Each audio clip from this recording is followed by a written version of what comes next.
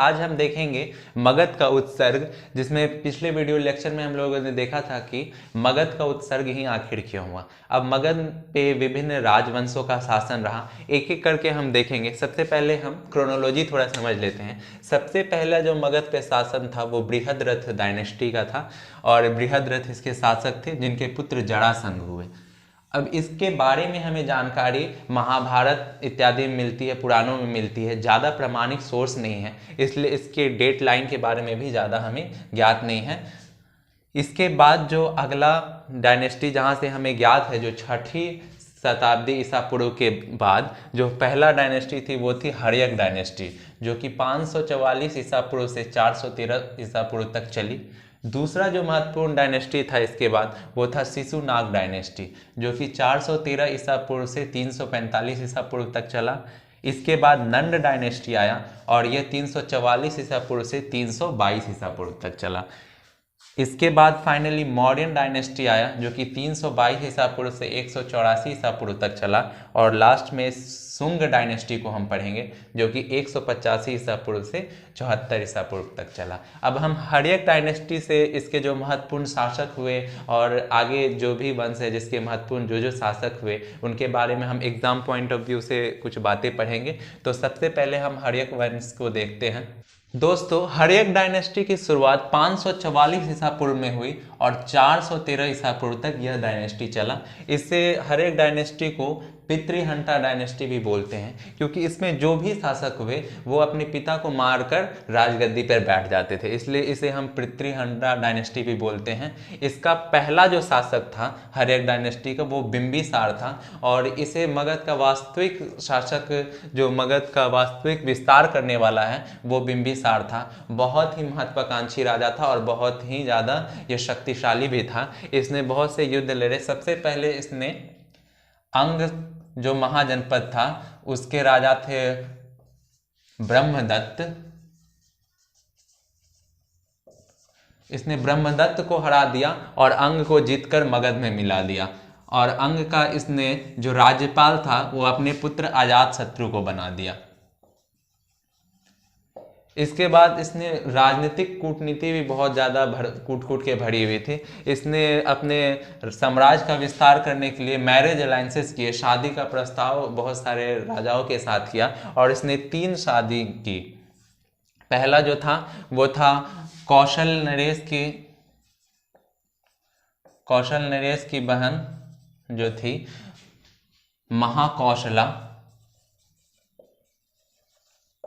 महाकौशला से इन्होंने विवाह किया, और इन्हें डाउरी के स्वरूप जो एक दहेज मिलता है उसके स्वरूप काशी जो है इन्हें डाउरी के रूप में मिल गया। काशी एक बहुत ही उस टाइम महत्वपूर्ण केंद्र था, या आपके व्यापार का बहुत ही महत्वपूर्ण केंद्र था, जिससे इनको बहुत ज़्यादा टैक्स आने लगा। दूसरा विवाह जो इन्होंने किया वो लिच्छवी गणराज जो था वैशाली का, उसकी राजकुमारी चेलना से किया। चेलना जो थी लिच्छवी गणराज के राजा चेतक की बहन थी, और इन्हीं के पुत्र अजातशत्रु थे। अजातशत्रु हुए जिन्होंने आगे चल के हर्यक डायनेस्टी को आगे बढ़ाया। और तीसरा विवाह जो था ये मध्य प्रदेश के राजा की बहन से किया इन्होंने। मध्य प्रदेश जो है आज के पंजाब क्षेत्र में पड़ता है, और इसकी जो राजकुमारी थी खेमा, कहीं कहीं क्षेमा भी लिखा होता है, इनसे इन्होंने विवाह किया। इस तरह इन्होंने बहुत सारे मैरिज अलायंसेस बनाए और अपने क्षेत्र का विस्तार किया। अब बिंबिसार के बारे में कुछ और तथ्य हम लोग जानेंगे, जैसे कि बिंबिसार जो थे इन्हें सैन्य कहा जाता है। बिंबिसार को सैन्य भी कहा जाता है, और ये आपके गौतम बुद्ध जो थे ये बुद्धा के कंटेम्परेरी थे, यानी बुद्ध जिस समय जीवित थे उस समय बिंबिसार थे, और उन्होंने भगवान बुद्ध से मुलाकात भी की थी। बिंबिसार का युद्ध अवंती के साथ भी चल रहा था। अवंती, मैंने आपको बताया कि इसके उत्तर में जो राजधानी थी वो थी उज्जैनी,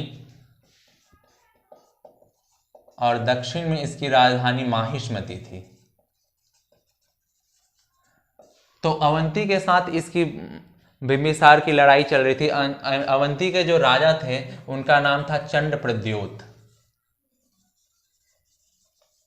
अवंती के राजा चंद्रप्रद्योत के साथ इनकी लड़ाई चली, लेकिन बहुत वर्षों तक लड़ाई होने के बाद फाइनली ये लोग मित्र बन गए। और एक बार जब चंद्रप्रद्योत को पीलिया बीमारी हो गई थी तो इन्होंने अपने जो राजवैद्य थे इनके, जीवक उनका नाम था। चंद्रप्रद्योत को जब पीलिया हो गया तो इन्होंने अपने राजवैद्य जीवक को उनके सेवा में भेजा था। और इसी जीवक को इन्होंने भगवान बुद्ध के भी सेवा में भेजा था। ये बहुत ही बड़े राजवैद्य थे। जीवक जो है, जीवक के बारे में आपको मैं एक बात बता दूं कि जीवक जो थे ये एक नर्तिका थी, एक डांसर थी, बहुत ही फेमस डांसर थी वैशाली की, जिनका नाम था आम्रपाली। तो आम्रपाली वैशाली की जो नर्तिका थी, इन्हें बिंबिसार ने ले आया था मगध, और मगध लाकर इनसे जो बिंबिसार और इन आम्रपाली का जो पुत्र थे वही थे जीवक। इसके अलावा जो बिंबिसार थे इन्होंने ही मगध का जो राजधानी थी वो बनाया था राजगीर, जिसे ग्रीवज भी बोलते हैं। बिंबिसार के पुत्र अजातशत्रु, जो कि उस वक्त अंग महाजनपद के गवर्नर थे, अंग महाजनपद के राज्यपाल थे, इन्होंने अपने पिता की हत्या कर दी 492 ईसा पूर्व में और गद्दी पर बैठ गए। इसके बाद अजातशत्रु 492 से लेकर 460 ईसा पूर्व तक गद्दी पर बैठे रहे, और ये भी अपने पिता के ही तरह बहुत ही पराक्रमी राजा थे, बहुत ही पराक्रमी योद्धा थे। परंतु इन्हें रिश्तों की कोई अहमियत नहीं थी, इनके लिए रिश्तों का कोई वैल्यू नहीं था। इन्होंने उन क्षेत्रों पे, उन महाजनपदों पे आक्रमण किया जहाँ से इनका रिलेशन था। जैसे कि कौशल से इनका वैवाहिक संबंध था इनके पिता का। इनकी सौतेली माँ जो थी वो कौशल की थी, और फिर भी इन्होंने कौशल पर आक्रमण किया। जो इसका एक महत्वपूर्ण कारण ये भी था कि कौशल नरेश ने अपनी पुत्री के विवाह के साथ जो काशी क्षेत्र था वो दहेज के रूप में दिया था बिंबिसार को। परंतु जब बिंबिसार की मृत्यु हो गई, जब अजातशत्रु ने बिंबिसार को मार दिया, तो उन्होंने जो प्रसेनजीत थे, जो महाकौशला यानी कि अजातशत्रु की सौतेली माँ की भाई थे, उन्होंने काशी वापस ले लिया। अब अजातशत्रु इतना जो रेवेन्यू देने वाला जो क्षेत्र था काशी, उसे कैसे वापस भला दे सकते थे, इसलिए उन्होंने काशी को वापस प्राप्त करने के लिए कौशल पर युद्ध छेड़ दिया, और फाइनली इन्होंने ये युद्ध जीत लिया। इसके बाद अजातशत्रु ने, इनकी माता वैशाली से थी, लिच्छवी गणराज की, फिर भी इन्होंने वैशाली पर आक्रमण कर दिया। वैशाली जो था, आपको मैंने पिछले वीडियो लेक्चर में बताया था, यह एक गणराज्य था जो कि 8 संघों से मिलकर बना हुआ था, तो जिसे वज्जी संघ बोलते थे। यह बहुत ही सशक्त थे, बहुत शक्तिशाली थे वज्जी भी, तो इन्हें जीत पाना इतना आसान नहीं था। अजातशत्रु ने वज्जी संघ को जीतने के लिए भगवान बुद्ध से मीटिंग की थी, भगवान बुद्ध से मीटिंग की थी और उनसे पूछा था कि वज्जियों को कैसे हराया जा सकता है। भगवान बुद्ध ने उन्हें एक आइडिया दिया था, उन्हें एक सुझाव दिया कि वज्जियों का जो शक्ति है वो उनका संगठन है। अगर उनके संगठन में फूट डाल दिया जाए, उनको तोड़ दिया जाए, तो उन्हें एक एक करके आसानी से हराया जा सकता है। और इन्हें ही पालन किया आपके अजातशत्रु ने। वज्जियों को हराने के लिए, जो वज्जियों के साथ इनका वैशाली के साथ युद्ध 16 वर्ष तक यह युद्ध चलता रहा, और फाइनली अजातशत्रु ने वैशालियों को तोड़ दिया, उनको हरा दिया। जो इन वैशाली के साथ जब युद्ध हो रहा था तो इसमें इनके जो महामंत्री थे वो थे वस्ताकर। अजातशत्रु जो भगवान बुद्ध से मीटिंग किए थे, जो मिले थे, उन्हें एक गुफा के भित्ति चित्र में, जो मूरल्स पेंटिंग है, मूरल्स पेंटिंग होता है जो दीवारों पे भित्ति चित्र बनाए जाते हैं, दीवारों पे पेंटिंग्स किए जाते हैं, वो भरहूत के जो गुफाएं हैं उनमें इससे दिखाया गया है अजातशत्रु और भगवान बुद्ध के मीटिंग को। तो ये जो वैशाली के साथ युद्ध 16 वर्ष तक चला, ये युद्ध बहुत ही इंटरेस्टिंग है। काफ़ी इसमें आप देखेंगे बहुत सारा कहानी भी प्रचलित है कि वैशाली के जो राजा थे, उनके जो पुत्र थे, उनके पास एक हाथी था जिसका नाम था सैनाग। वो बहुत ही इम्पॉर्टेंट हाथी था। इस हाथी के लिए कहते हैं, और इनके पास बहुत ही अच्छे 2 रत्न भी थे, 2 जेम्स थे। इन जेम्स और इस हाथी के लिए इन्होंने ये युद्ध किया। लेकिन ये ऐसे लोकोक्तियां हैं, कहानियां हैं। असल में जो वैशाली था एक बहुत ही बड़ा संघ था और ये बहुत ही महत्वाकांक्षी राजा थे, अपना क्षेत्र विस्तार करना चाहते थे। तो एक म्यान में 2 तलवार तो नहीं रह सकता है, इसलिए इन्हें वैशाली के साथ युद्ध लड़ना ही था। तो इस युद्ध में इन्होंने एक बहुत ही इम्पॉर्टेंट यंत्र का उपयोग किया, जिससे इस युद्ध को जीतने में इन्हें काफ़ी सहूलियत हुई। आप सभी ने बाहुबली फिल्म तो देखा होगा, उसमें भल्लाल देव के पास एक रथ जैसा था, उस रथ में बना हुआ था ऐसे चक्र जैसा, और जब वो रथ चलता था तो उस चक्र से सब कट कट के गिरने लगते थे। तो इसी तरह का एक इनके पास यंत्र था जो कि रथ मूसल एक यंत्र था, इसका इस्तेमाल इन्होंने किया। और एक और यंत्र था, आपने देखा होगा बाहुबली की तरफ से एक ऐसे पत्थर फेंकने वाला इसमें यंत्र था जो कि पत्थर फेंकता था बहुत दूर दूर। इसी तरह का इनके पास भी एक यंत्र था जो कि पत्थर जिससे बहुत दूर तक फेंकते थे। इस 2 यंत्र का, इसे कहते थे महाशील कंटक, महाशील कंटक। ये रथ मूसल और महाशील कंटक, इन 2 यंत्रों का प्रयोग करके इन्होंने तबाही मचा दिया पूरा युद्ध में, एकदम वैशाली को तहस नहस कर दिया। और फाइनली 16 ईयर के बाद इन्होंने ये वैशाली को भी जीत लिया। इस तरह मगध का साम्राज्य बहुत क्षेत्र बहुत ही विस्तृत हो गया। कौशल, काशी, ये सारे मगध में मिल गए, और इधर से वैशाली, लिच्छवी, जो वज्जीपुरा संघ था, ये भी मगध में मिल गया। इस तरह अजातशत्रु ने मगध का बहुत ज़्यादा क्षेत्र विस्तार कर दिया। अजातशत्रु ने वैशाली और आपका कौशल पे तो कब्जा कर ही लिया था। इसके अलावा एक और जो इम्पोर्टेंट बचा हुआ था वो था अवंती। अवंती महाजनपद, जैसा कि आप लोगों ने देखा, मैंने बताया कि बिंबिसार का भी अवंती के साथ युद्ध हुआ था, जो चंद्र प्रद्योत राजा थे, लेकिन बाद में फ्रेंडशिप हो गई थी। लेकिन अजातशत्रु तो किसी तरह के रिलेशन, फ्रेंडशिप इस सबको मानता ही नहीं था। जैसा कि आपने देखा कि अजातशत्रु स्वयं अपने पिता की हत्या करके गद्दी पर बैठ गया, तो इसने अवंती पर फिर से हमला किया कई बार, और अवंती वाले से भी इसे डर था क्योंकि अवंती बहुत ज़्यादा शक्तिशाली था। इसलिए इसने जो राजगीर कैपिटल था, ऐसे पहाड़ियों से घिरा हुआ, 5 पहाड़ियों से घिरा हुआ, तो इस जो बीच में जो खाली जगह था, इसे इसने फोर्टिफाइड कर दिया, दीवार बनवा दिया, जिससे कि ये अभेद दुर्ग हो गया, एक अभेद किला हो गया राजगीर। लेकिन अजातशत्रु के जीवन काल में अवंतियों का आक्रमण तो नहीं हुआ राजगीर पर, लेकिन आगे हम देखेंगे कि इनके पुत्र उदायन के समय में यह हुआ था युद्ध अवंती के साथ। तो अगला जो थे अजातशत्रु के पुत्र उदायन थे, जिन्होंने 460 से लेकर 444 ईसा पूर्व तक शासन किया। उदायन भी अपने पिता के पद चिन्हों पे ही चले। इन्होंने, जैसे अजातशत्रु ने अपने पिता बिंबिसार को मारकर गद्दी पर बैठ गए थे, उसी तरह उदायन भी अपने पिता अजातशत्रु को मारकर गद्दी पर बैठ गए। उदयन जब मगध के गद्दी पर बैठे तो इन्होंने एक बहुत ही महत्वपूर्ण कार्य किया, वो था राजगीर से कैपिटल को चेंज करके इन्होंने कैपिटल को पाटलिपुत्र कर दिया।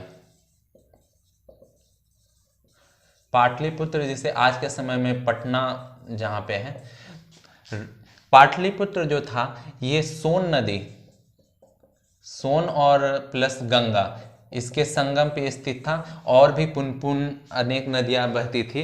तो इस तरह से पाटलिपुत्र जो था एक जल दुर्ग था, मतलब चारों तरफ से नदियां थी और बीच में यह राजधानी थी। इसे भी भेद पाना काफ़ी मुश्किल था। इसके बाद हम देखेंगे कि इनके पुत्र थे नागदशक। इन्होंने 444 से 413 ईसा पूर्व तक शासन किया। बहुत ज़्यादा सशक्त शासक नहीं थे और इनके जो राज्य में ही, इनके जो मंत्री परिषद में ही एक मंत्री थे शिशुनाग। उन्होंने इन्हें मार दिया, छल से इन्हें इनकी हत्या कर दी और इन्होंने 413 ईसा पूर्व में मगध का साम्राज्य हथिया लिया और शिशुनाग डायनेस्टी की शुरुआत की।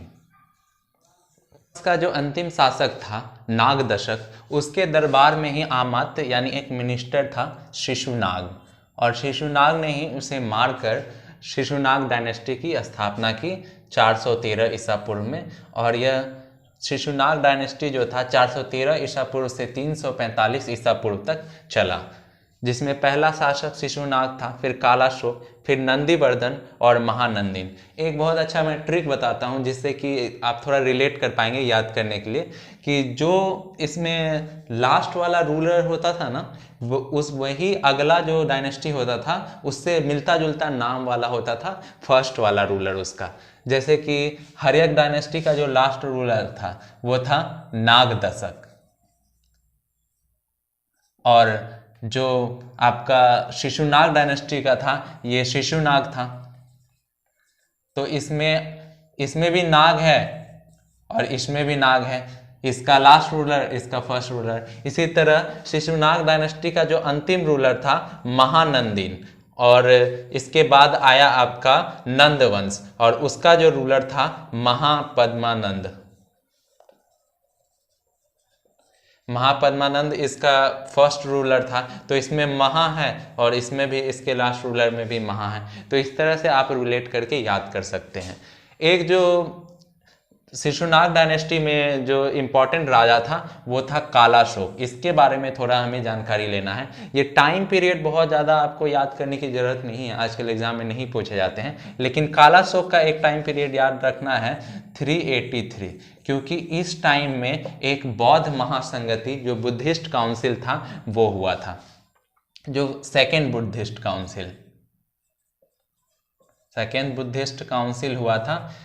कालाशोक जो था, इसने जो पाटलिपुत्र राजधानी थी मगध की उसे बदलकर वैशाली कर दिया था, वैशाली को कैपिटल बना दिया था। और इसी वैशाली में जो सेकेंड बुद्धिस्ट काउंसिल था वो वैशाली में हुआ था, जिसके कि अध्यक्ष थे उस्सुबकामी थे। इस बुद्धिस्ट काउंसिल में क्या हुआ था, बौद्ध धर्म दो पार्ट में टूट गया था। एक था महासंघिका और एक था स्थाविर बदिंस। इन दो भागों में टूट गया था। पहला बुद्धिस्ट काउंसिल जो हुआ था वह हुआ था राजगीर में, और आपको मैंने शायद पहले बताना भूल गया कि ये काउंसिल हुआ था अजातशत्रु के समय में। तो कालाशोक के बारे में दो ही इंपॉर्टेंट बात जो आपको याद रखना है कि इसके टाइम में इसने अपनी मगध की राजधानी वैशाली शिफ्ट कर दिया था। क्वेश्चन पूछेगा कि मगध की राजधानी वैशाली किसने बनाया, तो कालाशोक। और द्वितीय बौद्ध संगति जो था यह वैशाली में आयोजित किया था कालाशोक। ये दो महत्वपूर्ण पॉइंट है। कालाशोक ने जो एक और महत्वपूर्ण कार्य किया था वह था कि अवंती के साथ जो लड़ाई चल रही थी, अवंती के साथ पिछले 100 वर्षों से लड़ाई चल रही थी, उस 100 ईयर वॉर को इसने समाप्त कर दिया और अवंती को जीतकर मगध में मिला दिया। इस तरह से मगध का क्षेत्र विस्तार काफी हो गया। जैसा कि उधर उत्तर की तरफ आप देखते हैं कौशल और काशी, इसके बाद आपका वैशाली में भी, और अवंती जो दक्षिण की तरफ था अवंती, इन सभी जगह मगध का क्षेत्र विस्तार काफी ज्यादा बढ़ गया। इसके बाद अगला जो डायनेस्टी था वो था नंद डायनेस्टी। नंद डायनेस्टी और मौर्य डायनेस्टी को हम अपने अगले लेक्चर में देखेंगे, क्योंकि मौर्य डायनेस्टी बहुत ही विस्तार से हमें देखना है, उससे प्रश्न आते हैं। और नंद डायनेस्टी में भी दो शासक हैं, महापद्मानंद और धनानंद, इन दोनों के बारे में हमें थोड़ी